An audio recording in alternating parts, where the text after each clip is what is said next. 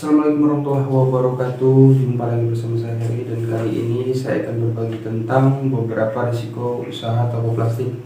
Apa saja risiko-risikonya, dan saya sudah membagi ada 5 risiko usaha toko plastik. Apa saja poin-poinnya? Yuk simak video selanjutnya. Oke, kita mulai dengan risiko yang pertama. Jadi risiko pertama ini, toko plastik membutuhkan biaya yang tidak sedikit ya. Jadi penjelasannya seperti ini. Jadi yang pertama, kita membutuhkan toko atau sewa kios. Dan untuk di wilayah kami itu sewa kios untuk ukuran 3x5, 3x4 itu berkisar 15 juta per 1 tahun. Selain daripada sewa kios, kita membutuhkan beberapa peralatan tambahan seperti mungkin rangka dinding ya, mungkin butuh 2, 3 ataupun lebih ya, sesuai kebutuhan. Selain daripada dinding, kita paling tidak membutuhkan 1 buah etalase ya, dengan ukuran mungkin 2 meter atau 1 meter sesuai juga kebutuhan.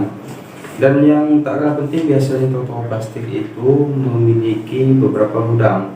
Dan untuk gudang sendiri mungkin teman-teman bisa menghemat dengan hanya menyediakan 1 buah gudang ya. Dan bisa dihemat lagi dengan membuat gudang itu di kamar ataupun di rumah teman-teman sendiri ya. Mungkin masalah biaya budgetnya mungkin agak sedikit ringan. Oke, kita lanjut dengan risiko yang kedua. Jadi risiko yang kedua ini, toko plastik itu memiliki tingkat keuntungan yang tipis ya. Jadi dalam pengambilan harga itu dalam setiap barang atau item toko plastik itu, kami hanya mengambil paling berapa persen ya, dari satuan dus ataupun satuan karung. Mungkin itu berbeda kalau kita dengan sistem ngecer ya. Sebagai contoh, itu ada satu produk itu namanya gelas os, itu gelas pop es ataupun gelas kopi, itu dengan modal awal itu 300.000 ya. Paling bisa kami menjual dengan harga 320.000 ya. Berarti dalam 300.000 modal itu hanya mendapatkan 20.000 keuntungannya. Walaupun itu di catcher, itu paling hanya bertambah sedikit ya keuntungan bagi teman-teman, dengan resiko perputaran uangnya agak sedikit lambat, namanya kita ngecer ya, beda dengan kita jual dusan ataupun harga satuan karungan ya. Jadi seperti itu teman-teman. Kita lanjut dengan risiko yang ketiga. Jadi di risiko yang ketiga ini, toko plastik memiliki tingkat persaingan yang tinggi ya. Dalam artian bukan bersaing yang tinggi, tapi bersaing yang ketat ya. Untuk di tahun-tahun sekarang, tahun 2021 itu di daerah kami itu sangat banyak ya toko-toko plastik baru yang bermunculan ya. Ini juga tidak menutup kemungkinan ini juga bisa terjadi di tempat teman-teman ya, atau di daerah teman-teman sendiri. Jadi masalah seperti ini, persiapkan diri Anda untuk siap bersaing ya. Bagaimana cara menawarkan barang, bagaimana manajemen yang bagus, itu perlu dipelajarin ya, agar teman-teman itu bisa kuat dalam bersaing ya. Oke, kita lanjut dengan risiko yang keempat. Jadi di risiko yang keempat ini, toko-toko plastik harus siap dengan namanya perang harga. Jadi perang harga ini seperti apa Mas? Jadi perang harga ini mungkin agak sulit ya bagi teman-teman yang baru merintis usaha toko plastik. Ini agak kesulitan ya menghadapi perang harga.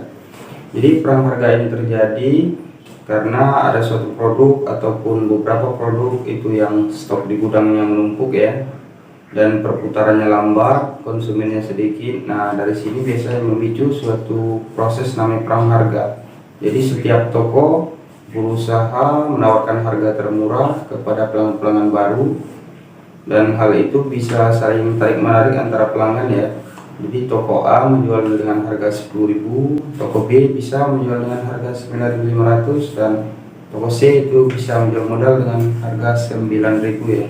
Saya ingatkan buat teman-teman yang baru merintis di usaha toko plastik, jangan terpengaruh ya. Jadi jangan terlalu mengikuti arus yang seperti ini ya, karena ini sangat berbahaya.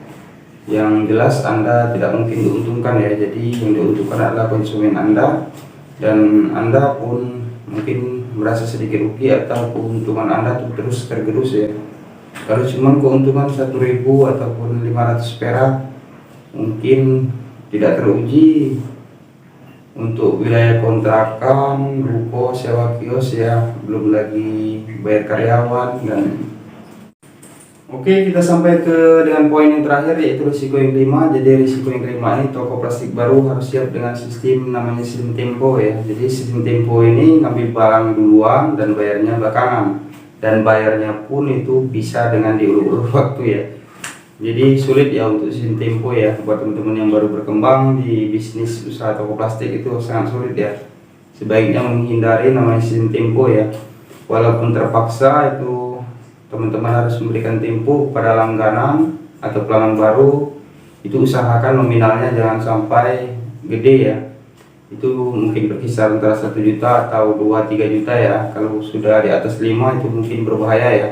Karena biasanya orang yang minta tempo ini biasanya dia pintar dalam memancing ikan ya. Dalam artian, pertama dia ngambil seandainya dengan nominal 1 juta ya, dan bayarnya pun mungkin sebelum tanggal pembayaran dia sudah bayar. Dan di minggu yang kedua dia bisa ngambil dengan nominal harga itu 2 juta ya, dan dia pun masih bayar dengan tepat waktu ya, sebelum tanggal pembayaran dia sudah bayar. Dan yang ketiga ini yang lebih parah, dia mulai membesarkan nota perbelanjaan dia berani ngambil tempo dengan nominal harga 10 juta, dan di sini mulai terjadi namanya ngeheng ya. Jadi kalau sudah dia dikasih gede tempo, itu biasanya pembayaran mulai dia permainkan ya. Jadi uang teman-teman tuh bisa dipakai itu nominal 10 juta, paling dia hanya setor 5 juta, dan 5 jutanya dia bisa setor ke agen-agen lain ya. Jadi untuk teman-teman baru di toko plastik, jadi jangan sampai terjadi dengan hal seperti ini ya, karena ini sangat rugi ya. Perputaran uang belum tentu cepat, tapi kerugian teman-teman itu untuk nutup bayar sales dan segala macam itu pasti.